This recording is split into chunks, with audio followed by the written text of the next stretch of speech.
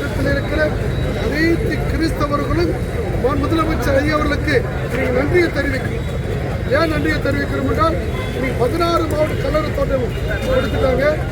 பல கோரிக்கைகளை கொடுத்திருக்கிறாங்க. இன்னும் ஒரு சில கோரிக்கை, அந்த கோரிக்கையும் இன்னைக்கு அருமையான சேர்மன் நம்ம கடத்தில் கொடுத்திருக்கிறோம். முதலமைச்சரை கவனத்தில் கொண்டு போய் பதில் கிடைத்துவிடும். தேங்க்யூ. இன்று பரிசுத்த அப்போஸ்தலனாகிய பரிசுத்த தோமாவின் திருநாள். அவரை நாம் அனைவருக்கும் தெரிந்தது போல இங்கே சென்னையில்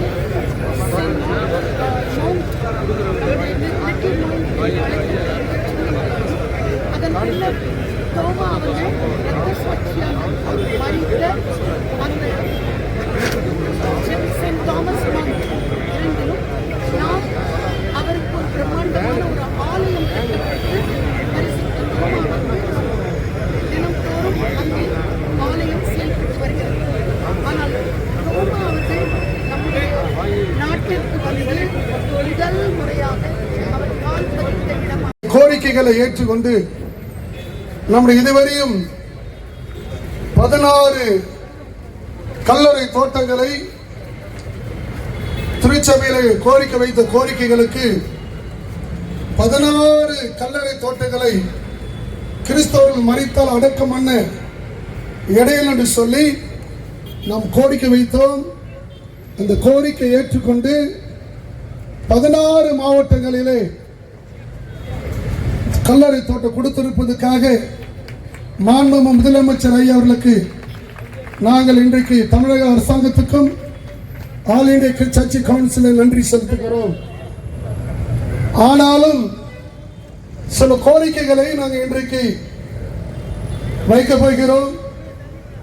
ஏனென்றால் ஆண்டவராகிய இயேசு கிறிஸ்துவின் காலத்திலே 12 சீஷர்களில் ஒரு சீஷராக சென்னை பட்டணத்தில் வந்து இரத்த சாட்சியாக மரித்து அருமையான சின்னமலையிலே அவர் அங்கே குத்தப்பட்டு பருகி மலையிலே அவர் அங்கே மரித்து ஜீவனை விட்டார்.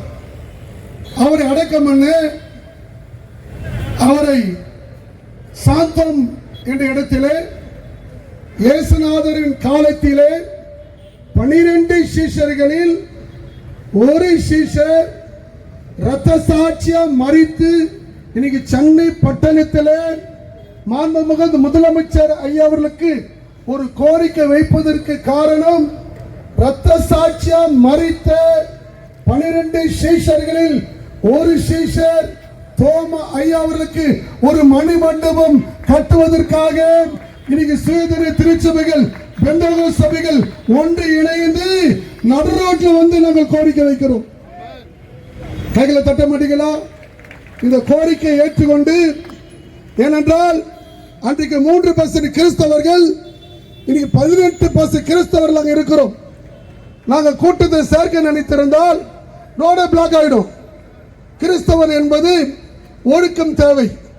அந்த ஒழுக்கத்தின் பிரகாரம் இன்னைக்கு கேட்ட பர்மிஷன் கேட்ட மாதிரி கூட்டத்தை அது கேட்ட பேரர்கள் மட்டும்தான் நாங்கள் அழைத்து வந்தோம். இங்க கோரிக்கையை அரசாங்கத்தில் நாங்கள் தெரிவிக்கிறோம்.